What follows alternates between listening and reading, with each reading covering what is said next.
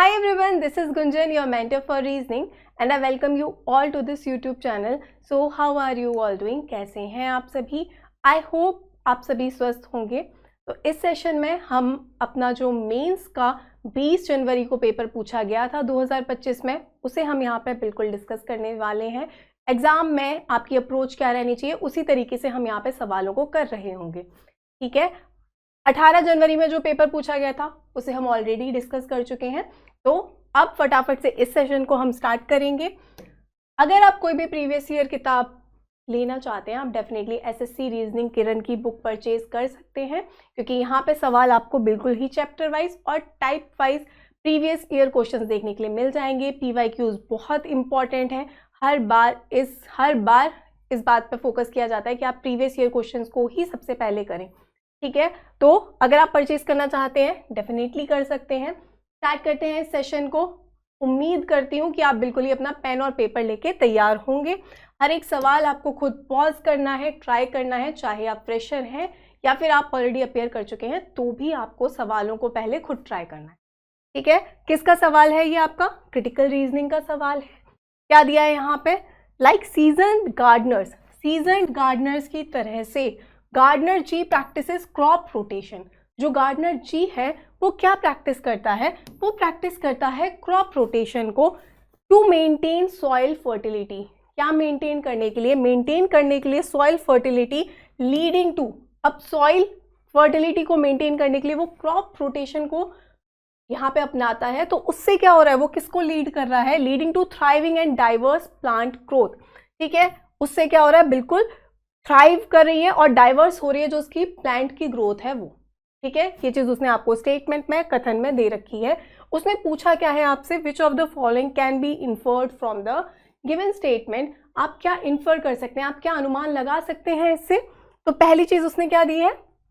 The thriving and diverse plant growth in gardener G's garden is likely to influenced by the practice of crop rotation. ये जो thriving हो रही है और जो उसका डाइवर्स प्लांट ग्रोथ हो रही है, वो उसका कारण क्या हो सकता है? लाइकली क्या हो सकता है? उसका कारण हो सकता है वो जो अपना क्रॉप रोटेशन की प्रैक्टिस को जो अपना रहा है, वो उसका कारण हो सकता है। बिल्कुल सही बात है, बिल्कुल ये चीज आपको गिवन है। ठीक है, सेकेंड में उसने आपसे बोला है gardener G is consulted by other gardeners in the area for best gardening practices. अब वो बोल रहा है गार्डनर जी ने कंसल्ट किया है बाकी गार्डनर से भी, उसके जो एरिया के हैं, फॉर बेस्ट गार्डनिंग प्रैक्टिस। ऐसा कहीं पे कुछ भी नहीं दिया है, आउट ऑफ द बॉक्स कुछ भी आप अनुमान नहीं लगाएंगे। तो ये जो अनुमान है ये आपका बिल्कुल ही सही नहीं है। क्या हो जाएगा? Only one follows. कहाँ पे आपको दिखाई दे रहा है? क्लियरली आपको दिखाई दे रहा है only one can be inferred, C में दिखाई दे रहा है। ठीक है, बढ़े अगले सवाल की तरफ। अब ये किसका सवाल है? आपका डाटा सफिशिएंसी का क्वेश्चन है। देखो क्या दे रखा है यहाँ पे क्वेश्चन में। अब आपको यहाँ पे जितना दिया होता है, चाहे किसी भी चैप्टर का वो सवाल हो, आप बड़े प्यार से कर जाओगे अगर आपको कंसेप्ट्स क्लियर है तो। अब उसने आपसे बोला है कि बताओ 5 घर हैं, 5 डिफरेंट कलर्स के हैं, blue, green, yellow, red and violet. Important चीज है सबसे पहली चीज, ये आपको दिखाई दे रहा है सारे कलर्स के जो फर्स्ट अल्फाबेट हैं वो सारे ही अलग हैं। ठीक है, तो आप सिर्फ फर्स्ट अल्फाबेट लिखेंगे, ना कि पूरा। यही छोटी छोटी चीजें हैं जहां से आपको समय अपना बचाना है। ठीक है, फिर उसने बोला with equal space between them every 2 adjacent houses. इसका कोई मतलब नहीं है कि उनके बीच में बराबर बराबर ही स्पेस है। फिर उसने बोला are constructed in a row facing north. Important है, वो एक रो में फेस कर रहे हैं, उन्हें नॉर्थ फेस कर रखा है। Which coloured house is exactly in the middle of the row. आपको सिर्फ बताना है कि बीच में कौन सा घर है। देखो जरूरी नहीं है आपको ये क्वेश्चन पूरा सॉल्व हो ही जाए, आपका हो जाए तो well and good, but important है हमारे लिए कि जो जितना उसने पूछा है क्या हम उसका जवाब दे पा रहे हैं या फिर नहीं। ठीक है, तो फर्स्ट में उसने आपसे क्या दे रखा है? Green and yellow coloured houses are constructed at the extreme end of the row. First में उसने आपको बताया है अगर 5 घर हैं, 1 2 3 4 5, तो ग्रीन और येलो आपके एंड में बैठते हैं। कौन से एंड में बैठते हैं ये नहीं पता, पर ये जगह ग्रीन और येलो ने ले रखी है। ठीक है, फ्लैश बना के लिख दो। बीच में कौन सा घर है बता पा रहे हो क्या? सिर्फ फर्स्ट से बिल्कुल नहीं बता सकते हम। ठीक है, सेकेंड में उसने आपको दे रखा है violet and blue coloured houses are immediate neighbouring houses of green and yellow. ठीक है, कलर्ड हाउसेज रेस्पेक्टिवली, इंपॉर्टेंट है रेस्पेक्टिवली कि उसने बोला है वॉयलेट और जो ब्लू वाले घर हैं वो किस किस के साथ बैठते हैं, नेबर किसके हैं, किसके पड़ोसी हैं, वॉयलेट है आपका ग्रीन का नेबर, रेस्पेक्टिवली का मतलब यही है कि पहला वाला पहले का नेबर है और दूसरा वाला दूसरे का नेबर है, ठीक है, और ब्लू आपका येलो का नेबर है, ये चीज उसने आपको दे रखी है, ठीक है। अब इंपॉर्टेंट क्या है, आप नेबर तो तभी बना पाओगे ना जब आपको पता है कि कौन से दो लोग, अगर आपको ग्रीन और येलो आप तभी बना सकते हो जब आपको वॉयलेट और ब्लू की पोजीशन पता है, एंड वाइस वर्सा, जस्ट इसका उल्टा, ठीक है। तो सेकंड में उसने पोजीशन के बारे में कुछ नहीं बताया, तो अकेले सेकंड से भी जवाब नहीं निकलेगा, क्लियर है ये बात। उसने बस बताया है आपसे कि वॉयलेट और ग्रीन साथ में बैठता है, और उसने बताया ब्लू और येलो साथ में बैठता है, ये आपको सेकंड से पता चल गया। अब इन दोनों को मिक्स करके बता सकते हो क्या, हमें पता करना है कि बीच में कौन सा है। तो बिल्कुल जब आप फर्स्ट और सेकंड दोनों का यूज करोगे, अगर हमें देखो मतलब नहीं है कि राइट हैंड में कौन है लेफ्ट हैंड में कौन है, हमें इस चीज से कोई मतलब नहीं है, हमें सिर्फ बताना है कि यहाँ पे कौन सा इंसान बैठा है। तो ये चीज आप कैसे बता पाएंगे, ये आप तभी बता पाओगे, आपको पता है अगर यहाँ पे ग्रीन बैठा होगा तो यहाँ पे पहले वॉयलेट आएगा, येलो यहाँ पे बैठा है तो यहाँ पे बी आएगा, ठीक है।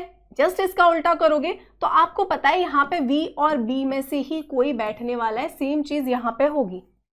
चार कलर का आपको पता चल गया कि यहाँ पे या तो GY होगा या तो VB होगा, इन चार पोजीशन का जो हमें पता चल चुका है, तो सिर्फ जो एक कलर बचा होगा वही बीच में बैठेगा। क्लियर है ये बात, एकदम क्लियर है। तो आपको ये नहीं मतलब कि इनकी पोजीशन एग्जैक्टली क्या है, पर आपको ये एकदम क्लियर पता चल रहा है दोनों को मिला के कि बीच में जो एक कलर बचा है वो बैठ जाएगा।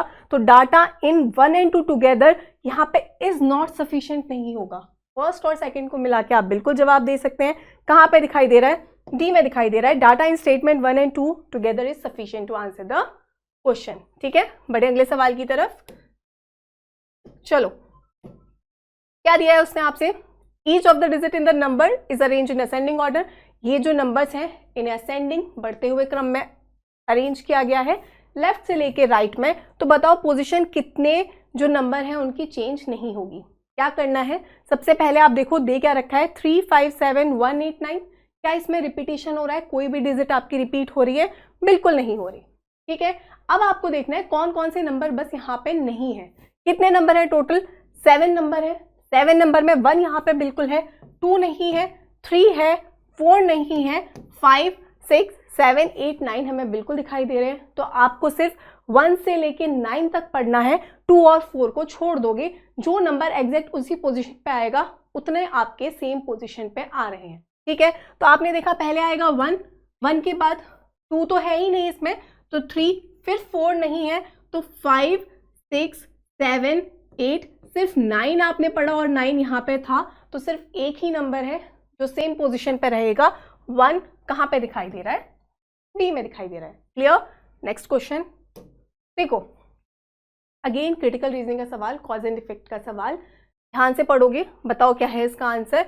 कॉज एंड इफेक्ट पता है, कारण और उसके क्या प्रभाव हो सकते हैं, पॉसिबल इफेक्ट्स क्या हो सकते हैं, ठीक है। तो देखो यहाँ पे क्या दिया है, सबसे पहले उसने आपसे बोल रखा है कॉज क्या है, हैवी रेन्स यस्टरडे, जो heavy rains yesterday in city X, city X में जो भारी बारिश हुई, ठीक है, हैव कॉज्ड फ्लडिंग, उसकी वजह से क्या हुआ है, सिटी एक्स में जो भारी बारिश हुई उसकी वजह से वहां पे बाढ़ आ गई है, ठीक है। In many areas including the railway station and airport, उसने क्लियरली मेंशन किया है ये जो बाढ़ आई है वो काफी एरियाज में आई है, उस एरिया में भी जहां पे आपके रेलवे स्टेशन और एयरपोर्ट है वहां पे। क्लियर, ये चीज उसने आपको कॉज में दे रखी है। अब इसके प्रभाव क्या क्या हो सकते हैं, पॉसिबल इफेक्ट्स क्या क्या हो सकते हैं, तो पहला उसने दिया है आपको, railways has announced a delay in departure of 3 trains scheduled to start from city X this morning. उसने वही आपसे कहा कि सिटी एक्स में बाढ़ आई है, तो कौन कौन से एरियाज में आई है, काफ़ी एरियाज में आई है, और उसमें जो एरिया थे वो रेलवे स्टेशन भी थे और एयरपोर्ट भी था, ठीक है। तो बिल्कुल जो डिले होगा, अब अगर बाढ़ आ चुकी है तो सारी ट्रेन ऑन टाइम तो नहीं चलेंगी, तो बिल्कुल ये उसका प्रभाव हो सकता है कि रेलवे ने अनाउंस किया है कि डिपार्चर 3 ट्रेन का लेट होगा, जो कि सिटी एक्स से स्टार्ट होनी थी इस सुबह। बिल्कुल सही बात है, बिल्कुल ये पॉसिबल इफेक्ट आपका हो सकता है। क्योंकि यही चीज़ अगर ऐसा कुछ नहीं होता तो क्लियरली मेंशन नहीं करता यहाँ पे आपको, ठीक है। सेकंड में उसने क्या बोला है, a number of flights were unable to land in the airport city last evening. ये बात भी बिल्कुल सही है, क्योंकि उसने आपसे बोला था कि कल, यस्टरडे की बात कर रहा है वो, डे बिफोर यस्टरडे नहीं, क्लियरली यस्टरडे मेंशन किया था। उसकी वजह से इन एरियाज में जब आपकी बाढ़ आई है तो बिल्कुल वहाँ पे जो कुछ फ्लाइट्स जिन्हें लैंड होना था वो नहीं लैंड हो पाई होंगी, क्योंकि अब ये एयरपोर्ट के रिलेशन में आपको इफेक्ट बता रहा है, ठीक है। तो ये भी बिल्कुल पॉसिबल इफेक्ट हो सकता है। लास्ट में उसने आपसे बोला है finance ministry has extended the date for filing tax returns by a month. अब देखो, बाढ़ का और आपका टैक्स का तो कोई लेना देना नहीं है ना, ठीक है। तो अब वो बोल रहा है फाइनेंस मिनिस्ट्री ने रिलीज कर दिया, एक्सटेंड कर दी है date of filing tax returns by a month. अब सिर्फ सिटी एक्स की बात हो रही थी, ओवरऑल ऐसी चीज नहीं आएगी, कहीं पे भी यहाँ सिटी एक्स मेंशन नहीं है और इनकम टैक्स का इससे कोई रिलेशन नहीं है, ठीक है। तो ये चीज आपका बिल्कुल पॉसिबल इफेक्ट नहीं होगा गिवन कॉज से। तो आपका क्या हो जाएगा, both 1 and 2 are possible effects, B is the right answer. Clear. चलो अगला सवाल। अब ये सवाल बहुत ही प्यारा है, बहुत डायरेक्ट है, फटाफट से 5 सेकंड में आंसर दो इसका। उसने बोला है कर्व का कोड दे रखा है, बोट का कोड दे रखा है, आपको बस देखना है कि कोड पूछा किसका है। उसने बोला है बी का कोड बता दो। फटाफट से देखो, कर्व और बोट में सिर्फ बी ही कॉमन है, तो हम सिर्फ कोड्स देखते हैं 3517 और 4638। 3 दोनों जगह हमें दिखाई दे रहा है और बी भी हमें दोनों जगह दिखाई दे रहा है, तो बी का कोड क्या होगा, बिल्कुल आपका 3 होगा। सी इज द राइट आंसर, ठीक है। नेक्स्ट क्वेश्चन देखो, लॉजिकल ऑर्डर में अरेंज करना है। क्या करोगे सबसे पहले, क्या चीज हमने पिछले सेशन में भी डिस्कस की थी कि इंपॉर्टेंट है कि आप फर्स्ट और लास्ट वाला पता करें, ठीक है। उतने से भी जरूरी नहीं है पूरा ऑर्डर आपको पता चले। देखो अगर सेशंस अच्छे लगते हैं लाइक फाइक कर दिया करो, ठीक है। क्यों ये चीज बोल रही हूँ मैं, क्योंकि देखते हैं कि हम, हाँ स्टूडेंट्स को पसंद आ रहा है, व्यूज आ रहे हैं, बट लाइक करने में आप सोच रहे हो अरे इतना आलस क्यों, ठीक है। अगर सेशंस अच्छे लगते हैं डेफिनेटली लाइक किया करो, अप्रोच अच्छी लगती है तो डेफिनेटली कमेंट सेक्शन में बताया करो, ठीक है। अब देखो, set goals, budget, review, invest, assess.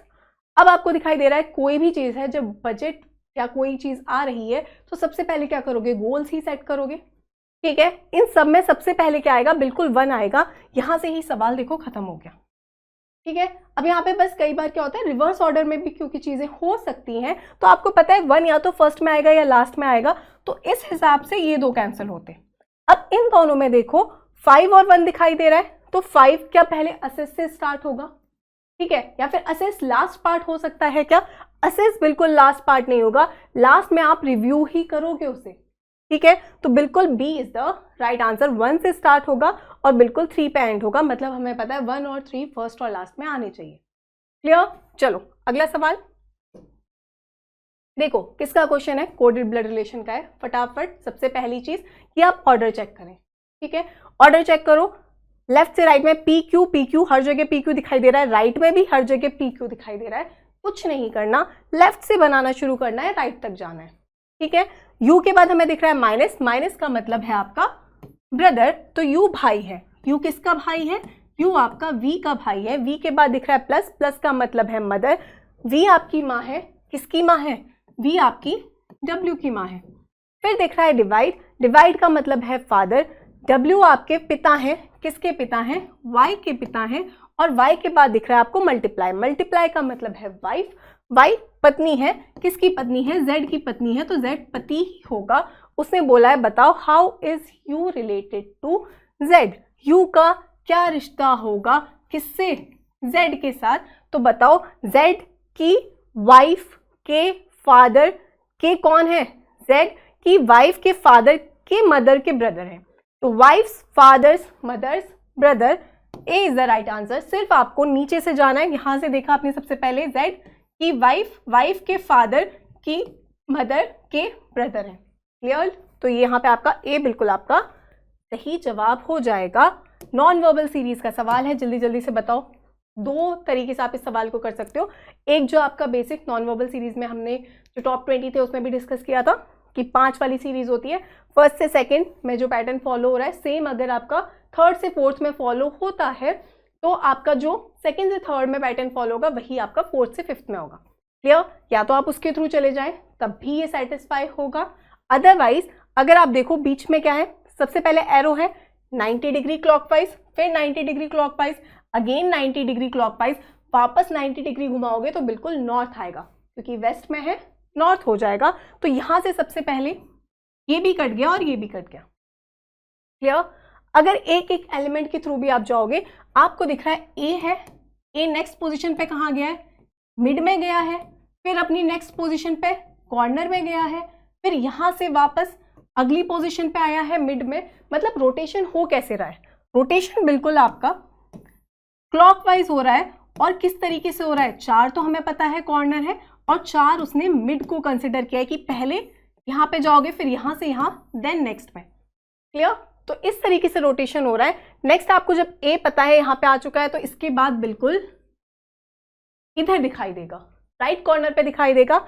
अब देखो ए और सी में, यहां से ही सवाल खत्म हो गया, C is the right answer. Otherwise अगर आप मेथड से भी जाओगे तो भी सेम चीज सेटिस्फाई होगी, ये आपको खुद चेक करना है। ठीक है, चलो ऑलरेडी क्योंकि इसके हम 20 सवाल डिस्कस कर चुके हैं, उसमें एटलीस्ट 12 से 13 सवाल इसी पैटर्न पे हम डिस्कस कर चुके हैं। ठीक है, देखो अब किसका सवाल है, अगेन डाटा सफिशिएंसी का सवाल है। डाटा सफिशिएंसी के सवाल सिर्फ आपको देखने के लिए बहुत बड़े से दिखेंगे, बट बहुत ही प्यार से आप कर लोगे अगर आपने इसकी अच्छी प्रैक्टिस की है तो। ठीक है, देखो अब यहाँ पे उसने पूछा क्या है क्वेश्चन में आपसे पूछा गया है, शौर्य डिलीवर्ड पार्सल्स टू 5 लोकेशन। शौर्य ने डिलीवर किए हैं पार्सल 5 लोकेशन में, while prioritising delivery of heavier parcel first. सबसे पहले वो भारी पार्सल को भेजेगा, उसके बाद उससे हल्का, फिर हल्का। ठीक है, पता है कौन सा वाला टाइप हो गया, असेंडिंग डिसेंडिंग ऑर्डर वाला, कि किस तरीके से करते हैं हम इसके क्वेश्चन। 5 पार्सल है, तो अगर इसे लिखो तो 5, 4, 3, 2 और 1, 2 क्योंकि यहाँ पे केस दिए हैं, फटाफट से 2 लाइन खींच लो, जो जो हमें पता चलता जाएगा हम बना लेंगे। ठीक है, फर्स्ट वाले केस में जो हमें पता चलेगा वो हम यहाँ बनाएंगे, सेकंड वाले में जो पता चलेगा उसको यहाँ पे बना लेंगे। देखेंगे क्या अलग अलग आंसर निकल सकता है, या फिर मिला के आंसर निकालना पड़ेगा, या फिर पॉसिबल ही नहीं है आंसर निकालना। ठीक है, अब देखो उसने आपसे क्या बोला है, विच location was delivered in the end. सबसे लास्ट में कौन सा पार्सल डिलीवर हुआ होगा, तो लास्ट में सबसे हल्का पार्सल डिलीवर हुआ होगा। मतलब मेन वो बस पूछना चाहता है कि बताओ यहाँ पे कौन सा पार्सल डिलीवर हुआ है। हमें पता है सबसे हैवी 5 है, फिर उसके बाद 4, 3, 2, 1। क्लियर? अब देखो क्या दे रखा है उसने आपको दिया है the parcel for location C was heavier than all parcels. जो आपका सी है वो सबसे भारी था। जब सबसे भारी कोई चीज है तो उसे सबसे पहले डिलीवर करना है, मतलब 5th नंबर पे सी आ जाएगा। अगर उसने सबसे भारी पूछा होता तो सिर्फ पहले वाले से आंसर निकल जाता, बट उसने आपसे पूछा है सबसे हल्का पार्सल कौन सा है। अब फर्स्ट से तो नहीं पता चल रहा, सेकंड पे आते हैं। The parcel for location D was lighter than the parcels assigned to location B and A. D का जो पार्सल था वो हल्का था, किससे हल्का था, बी और ए से। मतलब बी और ए के बाद डी का पार्सल डिलीवर किया गया है। अब ये बात समझो, यहाँ पे अगर 4 होते तो डेफिनेटली आप दोनों को मिला के आंसर दे देते, अकेले सेकंड से भी नहीं आप बता सकते। दोनों को अगर मिलाओगे भी तो उसने बोला है बी और डी, ए से डी हल्का है, 2 लोगों से डी हल्का है। अब आपका जो डी है वो आपका यहाँ पे भी आ सकता है कि बी ए यहाँ पे कहीं हो, हमें नहीं मतलब कि बी ए एग्जैक्ट पोजिशन उनकी क्या है, उससे हमें नहीं मतलब। बट आपको पता है अगर बी और ए यहाँ आ गए तो डी यहाँ पे आ जाएगा, पर अगर बी और ए यहाँ पे आए कहीं तो डी यहाँ पे आ जाएगा। मतलब सबसे हल्का जो पार्सल है हम नहीं पता कर सकते कौन सा है। अगर सिर्फ 4 पार्सल होते तो बिल्कुल हम बता देते कि बी ए कहीं इन 2 पोजीशन पे आएगा और डी आपका नीचे आएगा। ठीक है, तो यहाँ से दोनों को मिला के भी आप जवाब नहीं दे सकते, तो क्या होगा, data N1 N2 together are not sufficient. Data पर्याप्त नहीं है कि आप इस सवाल का जवाब दें। चलो अगला सवाल, अगेन कोडेड ब्लड रिलेशन। बड़े से दिखने वाले सवाल बहुत आसानी से होते हैं, जल्दी से बताओ इसका आंसर। ऑर्डर देखा, बिल्कुल लेफ्ट से राइट है हर जगह। उसने आपसे बस बोला है कि यू का क्या रिश्ता है जेड से, मतलब आपको पूरी इक्वेशन को बनाना पड़ेगा। यू से स्टार्ट करेंगे, पहले है माइनस, माइनस मतलब है ब्रदर। यू भाई है, इसका भाई है, वी का भाई है। वी के बाद दिखाई दे रहा है मल्टीप्लाई, वाइफ। वी पत्नी है, वी किसकी पत्नी है, डब्ल्यू की पत्नी है, तो डब्ल्यू पति ही होगा। डब्ल्यू के बाद दिख रहा है डिवाइड, मतलब फादर। डब्ल्यू पिता है, डब्ल्यू किसका पिता है, डब्ल्यू वाई का पिता है। और वाई के बाद है प्लस, प्लस का मतलब है मदर। वाई आपकी कौन है, मदर है, किसकी मदर है? जेड की मदर है, ठीक है। अब जेड का जेंडर आपको नहीं पता, वो लड़का भी हो सकता है लड़की भी हो सकता है, पर उसने बोला है how is you related to Z, you का क्या रिश्ता है किससे? जेड से। तो बताओ जेड से जाना है यू तक, तो जेड की मदर के जो आपके फादर हैं उनकी वाइफ, तो मदर्स फादर्स वाइफ तो कहीं नहीं दे रखा, ठीक है। अगर ये नहीं दिया तो आपको पता है जेड की मदर की कौन है? मदर ही हो गई है, या तो आप बोल दो उनके फादर की वाइफ, या फिर डायरेक्टली पता है वाई की मदर ही तो है वी, तो जेड की मदर के ब्रदर हैं। मदर्स ब्रदर कहाँ दिखाई दे रहा है? मदर्स ब्रदर बिल्कुल सी में दिखाई दे रहा है। क्लियर है ये बात? तो C is the right answer. Next question, again आपका किसका सवाल है? कोडिंग डिकोडिंग का सवाल है, एनालॉजी के फॉर्म में उसने पूछा है। फर्स्ट थोड़ा सा डिकोड कहाँ से करोगे? ऑप्शंस के थ्रू जब हमें ये सवाल करने होते हैं, हमें पता है यहाँ पे या तो वी आएगा या तो यू आएगा, ठीक है। ज्यादा जगह जब आपको वी दिखाई दे रहा है, तो अगर यहाँ पे वी आता है तो वी की पोजिशन वैल्यू है 22, ओ की पोजिशन वैल्यू है आपकी 15। क्या हुआ है? 22 में से -7 करोगे तो 15 मिलेगा, ठीक है। तो सेम अगर 18 में से -7 करोगे तो बिल्कुल आपको 11 मिलेगा। इसकी पोजीशन वैल्यू है, k की पोजीशन वैल्यू है, तो v है तो साथ में k दिखना चाहिए पहला। v के यहाँ दिखाई दे रहा है, ये हो गया बिल्कुल गलत। और यहाँ पे क्योंकि u दिखाई दे रहा था बट यहाँ पे k ही है, इतना पता है ना। अगर यहाँ पे भी -7 हुआ है तो यहाँ पे भी -7 ही होगा, तो u के साथ k बिल्कुल नहीं आ सकता, इतना पता है। तो ये भी गलत हो गया आपका। जब दो ऑप्शंस आपके कट गए, अब देखो निकालना क्या है? वी वाई डी के एन, और यहाँ पे दिख रहा है आपको के, और यहाँ पे दिख रहा है आपको एस। मतलब कहाँ से निकाल पाओगे? बिल्कुल यहाँ पे आपको दिख रहा है डी दोनों जगह, तो आपको पता है थर्ड अल्फाबेट आपका बिल्कुल डी आएगा। दो चीजें यहाँ पे आपको क्लिक हो सकती है, एक डी का अपोजिट है डब्ल्यू, तो यहाँ पे इस हिसाब से जेड का अपोजिट तो ए दिखना था, पर ए तो है ही नहीं दोनों में से किसी भी ऑप्शन में, तो ये चीज तो नहीं फॉलो हो रही। प्लस माइनस की तरफ आते हैं, डी है और डब्ल्यू है, पोजीशन वैल्यू है यहाँ पे 4 और यहाँ पे है आपकी 23, ठीक है। मतलब कितना हुआ है? 4 + 20 करोगे तो 24 मिलेगा, पर 23 है मतलब +19 हुआ है अगर हम फॉरवर्ड में जाएं तो, ठीक है।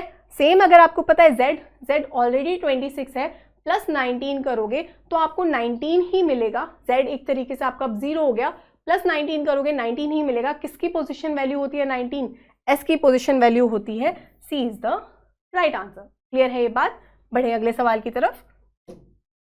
देखो अगर थोड़ा लगता है कि सेशंस फास्ट चल रहे हैं तो ये बेसिक सेशन नहीं है, इसलिए बहुत ज़्यादा हम धीरे धीरे नहीं जा रहे हैं।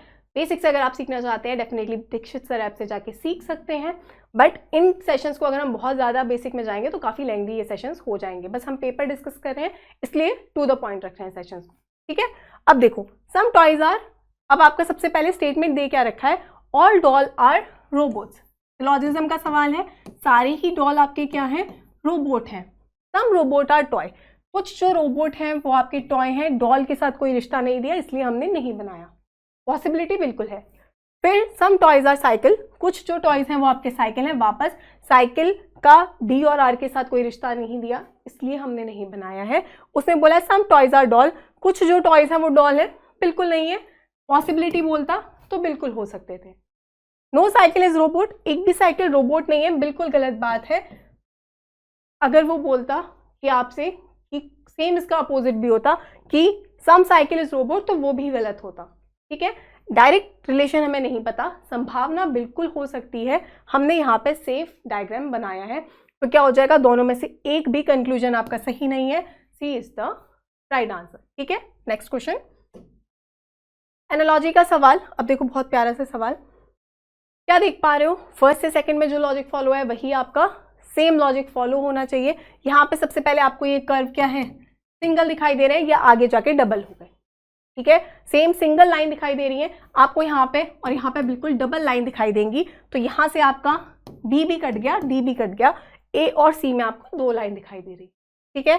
फिर आपने देखा यहाँ पे एक ए है नीचे, यहाँ पे जाके 2 ए हो गए, तो सेम एक पी है, यहाँ पे जाके बिल्कुल आपको 2 पी दिखाई देने चाहिए, यहाँ पे सिंगल पी है। A is the right answer, ठीक है। इस सवाल में इतना कुछ नहीं था। अगले सवाल की तरफ आते हैं। इसका क्वेश्चन है ये आपका वापस एक तरीके से आप बोल सकते हो कि असेंडिंग डिसेंडिंग ऑर्डर वाला ही सवाल है, या तो आप इसे रैंकिंग वाली चीज़ में पढ़ चुके होंगे या फिर सीटिंग अरेंजमेंट में भी हमने इसे बहुत अच्छे से डिस्कस किया है। कुछ नहीं करना, बस जैसे जैसे बोल रहा है वैसे वैसे बनाते जाएंगे। उसने बोला है 7 लोग हैं ABCDEFG, उनके जो मार्क्स हैं वो अलग अलग आए हैं।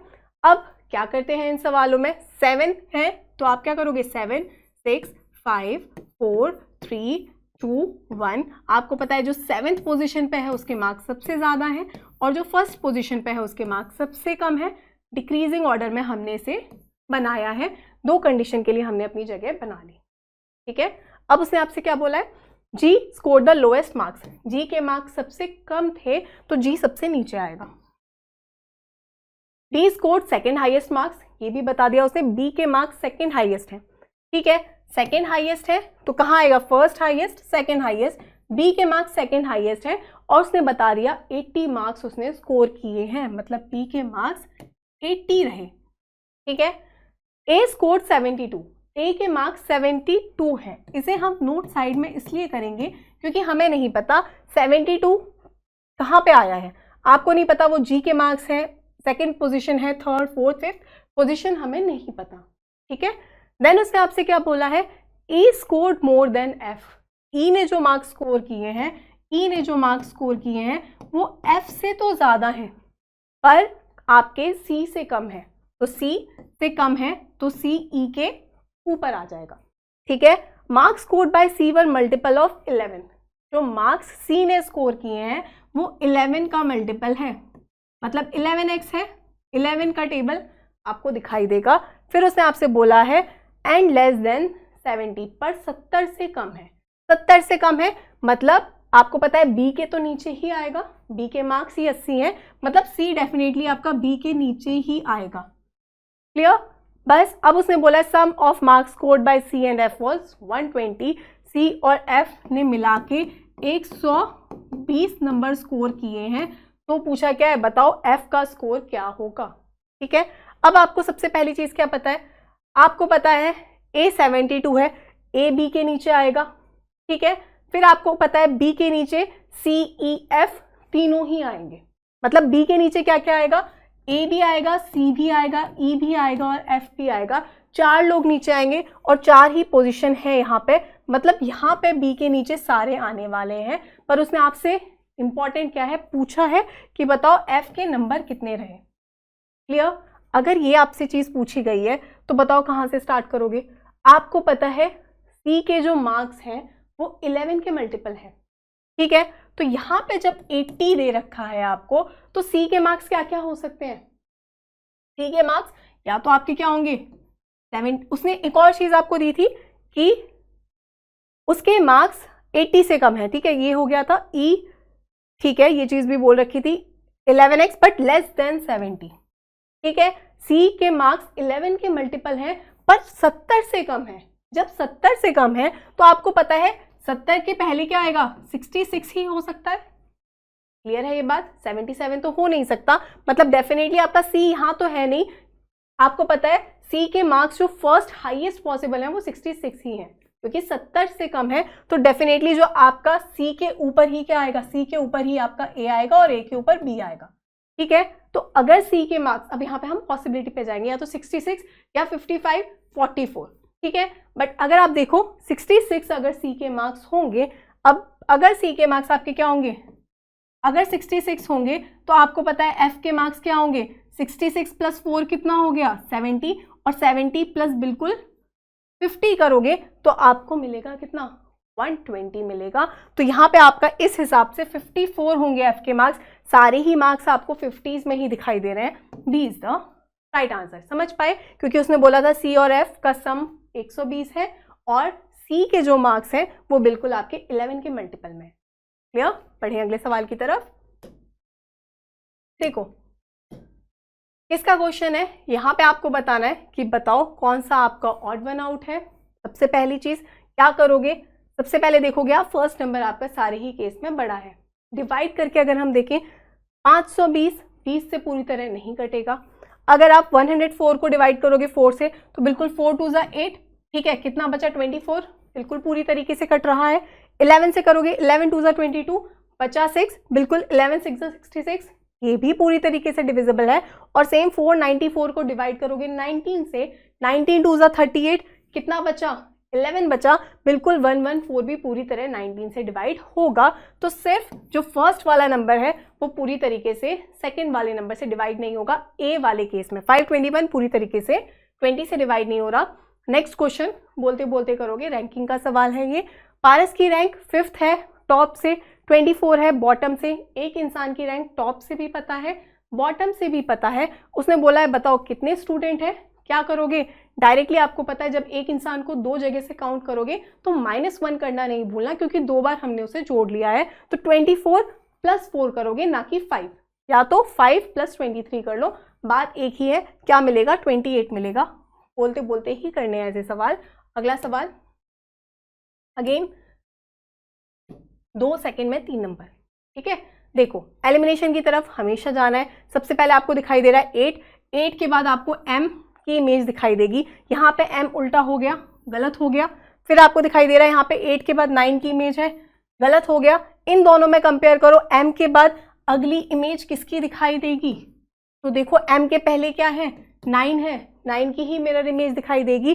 2 की कहाँ से आ गई, बिल्कुल सी इज द राइट आंसर। ऊपर बस आपको एग्जैक्ट बनाना नहीं है, देखना है कि किसकी इमेज पहले आएगी किसकी बाद में। एग्जामिनर आपसे बिल्कुल पूरा सवाल यहाँ पे बनवाना नहीं चाहता, ठीक है। किसका सवाल है, कोडिंग डिकोडिंग का सवाल है। कोडिंग डिकोडिंग के बहुत डायरेक्ट सवाल इस बार पूछे गए हैं और हर एक सवाल हम डिस्कस कर चुके थे कि इन सवालों को कैसे अप्रोच करना है, ठीक है। अब देखो, ही एंजॉयज म्यूजिक का कोड दे रखा है, म्यूजिक एंड डांस का कोड दे रखा है। उसने बोला है म्यूजिक का कोड आप बता दो। म्यूजिक का कोड जब आपसे पूछा गया है, आपको दोनों जगह म्यूजिक ही कॉमन दिखाई दे रहा है। कोड में सिर्फ आपको देखना है दोनों में क्या चीज कॉमन है। LOPOJO, यहाँ पे भी JO है, यहाँ पे भी JO है, दोनों में म्यूजिक कॉमन था, कोड भी आपका कॉमन ही होगा, ठीक है। अगला सवाल देखो, 17 रिलेटेड है 159 से, 17 रिलेटेड है आपका 159 से, 11 रिलेटेड है आपका 105 से। तो उसने बोला है आपसे कि बताओ 13 किससे रिलेटेड होगा। अब 11 से 105 तक जाना है, तो आपको पता है 11 × 9 होता है आपका 99 और +6 दिखाई दे रहा है, ठीक है। सेम आपको पता है 17 × 9 करोगे क्या मिलेगा, 153 मिलेगा। वापस +6 दिखाई दे रहा है, मतलब × 9 +6, तो सेम 13 9 जा कितना होता है, 13 9 जा होता है 117, +6 करोगे 123 दिखना चाहिए। D is the right answer, ठीक है। अगला सवाल देखो, इस क्वेश्चन में अगेन स्मार्ट अप्रोच हमें लगानी है। सबसे पहली चीज हमने देखी 4 2 1 3। ऑप्शंस को सिर्फ ये नहीं सोचना अच्छा ऑप्शंस तो सबसे लास्ट में देखना है, नहीं, ऑप्शंस से आप क्या एलिमिनेट कर सकते हो उससे बिल्कुल करें और अपना समय डेफिनेटली बचाएं। तो देखो यहाँ पे आपको दिख रहा है ऑप्शंस में यूनिट डिजिट अलग है। जब यूनिट डिजिट आपकी अलग होती है तो क्या करोगे, उसने बोला है प्लस और माइनस को चेंज किया है, मल्टीप्लाई और डिवाइड को बदला है। तो इस इक्वेशन का आंसर क्या आएगा, तो हम सिर्फ यूनिट डिजिट निकालेंगे अपनी और वहां से सवाल को जल्दी खत्म करेंगे, ठीक है। प्लस माइनस है, प्लस की जगह क्या आएगा, माइनस आएगा, माइनस की जगह आपका प्लस आएगा, ठीक है। उसके बाद आपको क्या पता है, डिवाइड की जगह आएगा आपका मल्टीप्लाई और मल्टीप्लाई की जगह आएगा आपका डिवाइड। अब बताओ क्या करोगे, आपको पता है 7 × 8, सिर्फ यूनिट डिजिट देखनी है आपको, तो क्या मिलेगा, यूनिट डिजिट मिलेगी आपको 6। माइनस क्या करोगे, पता है 8 / 2 4 मिलेगा। प्लस क्या करना है, उसके बाद 144 को डिवाइड करोगे 3 से, तो 3 4 = 12, बचा कितना 24, ठीक है। तो 3 8 = 24 +8। उसके बाद आपको पता है वापस प्लस क्या करोगे, यूनिट डिजिट मल्टीप्लीकेशन हो रहा है 2 × 2 करोगे 4 मिलेगा और -0 ये लिखने की भी जरूरत नहीं है क्योंकि यूनिट डिजिट आपकी 0 है, ठीक है। 0 + माइनस से तो कुछ फर्क नहीं पड़ने वाला। अब देखो क्या देखा आपने, यहाँ -4 है +4 है, कट गए। 8 + 6 करोगे कितना मिलेगा, 14 मिलेगा। यूनिट डिजिट क्या होगी, 4 होगी। किस में दिखाई दे रही है, ए में दिखाई दे रही है। A is the right answer. Clear, बढ़े अगले सवाल की तरफ।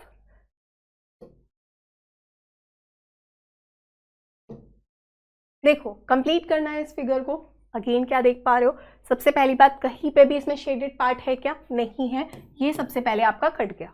उसके बाद आपको पता है ए बी और सी में, यहाँ पे डी में आप ए बी और डी में इस एंड पे यहाँ पे आपको कुछ नहीं दिखाई दे रहा है, बट डेफिनेटली इसे कंप्लीट करोगे तो ये फिगर ऐसे ही कंप्लीट होगा। क्लियर है? तो ये भी आपका कैंसिल हो गया। इसके बाद आप देख पा रहे हो कि यहाँ तो स्क्वायर बना ही नहीं है, यहाँ पे हर जगह क्या हुआ है, बिल्कुल जो लास्ट में आपको दिखाई दे रहा है इस लाइन को देख पा रहे हो, बिल्कुल आपको दिखाई दे रहा है कि इसको अगर आपको कंप्लीट करना है तो नीचे बिल्कुल आपको ऐसे रेक्टेंगल दिखाई देगा, वो सिर्फ आपको बी में दिखाई दे रहा है। B is the right answer.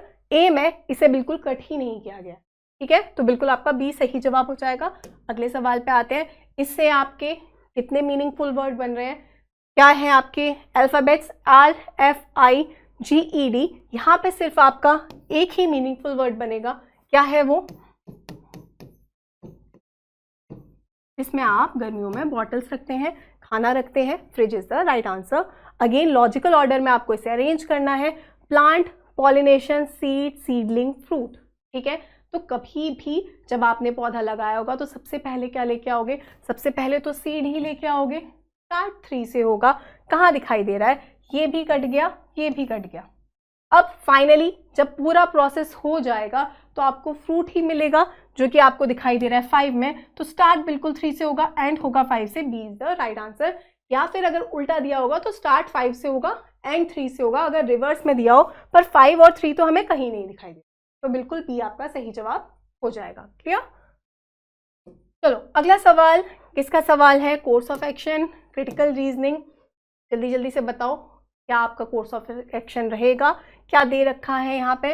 Statement आपको दे रखा है, many people have complain to the finance ministry regarding a delay in receiving refunds of their income tax returns. ठीक है, काफ़ी लोगों ने कंप्लेन की है। किसको? फाइनेंस मिनिस्ट्री को। किसके रिगार्डिंग? किसको लेके? Regarding a delay in receiving refund. उनको जो उनके रिफंड्स हैं वो नहीं मिल पाए हैं इनकम टैक्स रिटर्न से। ठीक है, ये आपको स्टेटमेंट में दे रखा है, कथन में दे रखा है। क्या कोर्स ऑफ एक्शन होंगे? पहला उसने दे रखा है, the finance ministry must institute an inquiry into the complaints received regarding delay in income tax refunds. बिल्कुल सही बात है, जब कंप्लेंट की जा रही है तो गवर्नमेंट को उस पर एक्शन लेना पड़ेगा। तो फाइनेंस जो आपकी मिनिस्ट्री है उसे बिल्कुल इंक्वायरी बिठानी चाहिए, पता करना चाहिए कि ये जो कंप्लेंट्स आई है regarding delay in income tax refunds, मतलब इसके रिगार्डिंग एक्शन लिया जाना चाहिए। बिल्कुल सही बात है। सेकेंड में उसने आपसे क्या बोल रखा है? The finance ministry must compensate the income tax page. जो आपकी फाइनेंस मिनिस्ट्री है उसे कंपनसेट करना चाहिए जो भी आपके इनकम टैक्स पेज हैं bye paying interest on their refunds for the duration of delay. अब ये भी आपका स्ट्रॉन्ग कोर्स ऑफ एक्शन है। क्यों है? अब देखो, सरकार की तरफ से कोई लापरवाही हुई है, ठीक है, जब रिफंड की बात आ रही है उसे क्लियरली यहाँ मेंशन किया है, जो आपका क्या है उसे कंपनसेट करना चाहिए। किसके लिए? Refunds for the duration of delay. जितना डिले हुआ है उसके लिए आपको डेफिनेटली उन्हें कंपनसेट करना चाहिए। ऐसा नहीं कि सरकार है तो चलो कोई बात नहीं, ऐसे अगर 2-3 साल तक रिफंड्स नहीं आए तो डेफिनेटली उस चीज़ का कंपनसेशन होना चाहिए, क्योंकि वो सरकार की, गवर्नमेंट की तरफ से एक लापरवाही हुई है या फिर जो भी इशू है वो गवर्नमेंट के थ्रू से है। ठीक है, तो बिल्कुल कंपनसेशन मिलना चाहिए जो डिले हुआ है उसके लिए। ठीक है, तो दोनों ही बिल्कुल आपके स्ट्रॉन्ग कोर्स ऑफ एक्शन रहेंगे। कहाँ दिखाई दे रहा है? ए में दिखाई दे रहा है। क्लियर? नेक्स्ट क्वेश्चन क्या देख पा रहे हो? अब सिटिंग अरेंजमेंट का सवाल है। कितने लोग हैं? 6 लोग हैं। कैसे करेंगे हम? नॉट बस सिटिंग अरेंजमेंट से हम इस चीज़ को बनाएंगे, लीनियर से हम इसे सॉल्व करेंगे। बिल्कुल भी परेशान होने वाली बात नहीं है, क्योंकि ये सारे ही सेंटर में फेस कर रहे हैं। ठीक है, इवन आउटसाइड भी फेस करते तो भी हम इसे लीनियर से ही बनाते, ना कि गोला वोला बना के वहां समय बर्बाद नहीं करना है। O is an immediate neighbour of Y. O पड़ोसी है। ओ किसका पड़ोसी है? ओ वाई का पड़ोसी है। फिर उसने बोला है Z sit second to the right of O. Z second to the right में बैठता है किसके? ओ के। फिर उसने आपसे बोला है X is immediate neighbour of M N. X पड़ोसी है एम एन का। राइट लेफ्ट उसने नहीं बताया कि एक्स के राइट में कौन है, लेफ्ट में कौन है। ठीक है, M is not an immediate neighbour of O. अब उसने बोला है एम पड़ोसी नहीं है। एम किसका पड़ोसी नहीं है? MO का पड़ोसी नहीं है। बस यहाँ से ये सवाल खत्म हो गया। 6 लोग हैं, आपको पता है O के राइट में A छोड़ के Z है, 3 लोग बन गए, तो 3 लोगों की ही जगह खाली है। 3 लोगों की जब जगह खाली है, आपको पता है X के 2 नेबर हैं, राइट लेफ्ट नहीं पता, पर X के 2 नेबर हैं M और N, तो X यहाँ तो आ नहीं सकता ना, X यहाँ पे आएगा क्योंकि 2 जगह खाली नहीं है, X सिर्फ यहाँ पे ही आएगा और X के नेबर M और N है। और उसने आपको क्या बोला था, M और O साथ में नहीं बैठेंगे। अब इसका 2 पड़ोसी होंगे, इसे ये नहीं सोचना कि ये एंड है। आपको पता है लीनियर और सर्कल में अंतर सिर्फ इतना होता है कि राइट में भी कोई बैठा है, लेफ्ट में भी कोई बैठा है, तो इस इंसान का एक नेबर तो X है और दूसरा O है, पर हमें पता है O और M साथ में नहीं बैठ सकते, और X का नेबर है M, तो M सिर्फ यहाँ पे ही आ पाएगा, और यहाँ पे कौन आएगा, जो उसका दूसरा पड़ोसी है वो। ठीक है, एक इंसान जो बच गया, O और Y उसने बोला था साथ में बैठेंगे, बिल्कुल Y यहाँ पे आ जाएगा। सर्कल में भी बनाओगे तो सेम ही आपकी चीज बनेगी। उसने आपसे बोला who sits immediate left of Y, Y के तुरंत लेफ्ट में कौन है, तो बताओ Y के तुरंत लेफ्ट में कौन है, O है। कहाँ दिखाई दे रहा है, B में दिखाई दे रहा है। ठीक है, तो थोड़ा सा स्मार्ट अप्रोच अपनी रखनी है। सर्कल वर्कल बनाने में आप समय बर्बाद नहीं करना, बहुत सेशंस हम इस पर ले चुके हैं, एक बेसिक सेशन अलग से ले चुके हैं, देन आपको पता है जो आपके चैप्टर वाइज चीज़ें हैं वहाँ पे भी हम इसे कवर कर चुके हैं, तो स्मार्ट अप्रोच आपको डेफिनेटली यूज़ करनी है। ठीक है, अब यहाँ पे क्या देख पा रहे हो, कहाँ पे छुपा हुआ है सर्कल, सीधी लाइन और ट्राइंगल दिखाई देना चाहिए आपको, रोटेशन अलाउड नहीं है।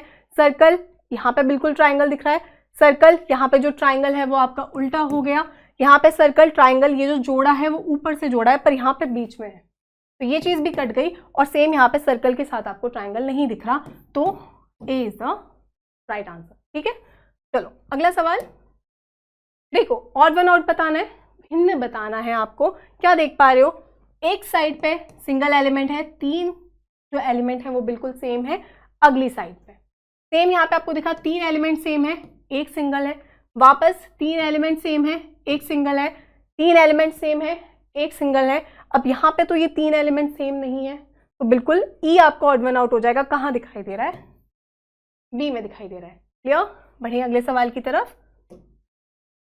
देखो, 98, 50, 26, 14 वैल्यूज लगातार घटती हुई दिखाई दे रही हैं, या तो राइट से लेफ्ट पे आ जाओ या लेफ्ट से राइट चले जाओ, एक ही बात होगी। ठीक है, या तो आप देख लो 98 से 50 तक जाना है, 98 का आधा कितना होता है, 98 का आधा करो कितना दिखाई देगा, या तो 100 का आधा पता है ना, 100 का आधा कितना होता है, 50 होता है, तो सेम आपको पता है 49 होगा इसका आधा, तो बिल्कुल 49 वैल्यू मिलेगी, 49 प्लस 1 है। 50 का आधा कितना होता है, 25 होता है, वापस आधा प्लस 1 है।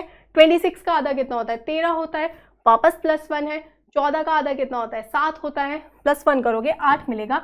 या फिर अगर राइट से लेफ्ट में भी आते तो क्या देख पा रहे थे, 50 इंटू 2 कितना होता है, 100 होता है, -2, 26 इंटू 2 52 -2, 14 इंटू 2 28 -2, तो सेम यहाँ पे क्या होता है 5 इंटू 2 10 -2 करते तब भी 8 ही मिलता।